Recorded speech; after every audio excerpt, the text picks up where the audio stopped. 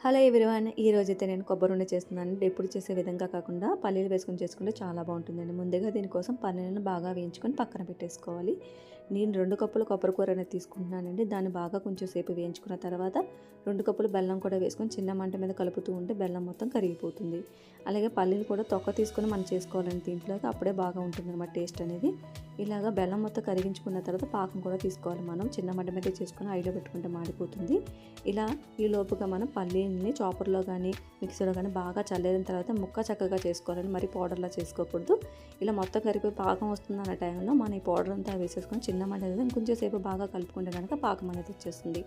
పాకం అనేది మరీ గట్టిగా కాకుండా చూపించిన విధంగా ఇలా చేతికి 2 చెయ్యాలకి అంటుకునే విధంగా వస్తే మాత్రం సరిపోతుంది. అప్పుడు జ్యూసెస్గా చాలా బాగుంటుంది. అలా అయితే మనకి అయిపోయినట్టు అనమాట. అది పక్కన పెట్టేసుకొని కొంచెం వేడిగా ఉన్నప్పుడే చేతికి నెయ్యి రాసుకొని ఉండగా చుట్టుకుంటే అయిపోతుందండి. చాలా బాగుంది. ఒకసారి మీరు కూడా ట్రై చేసి చూడండి.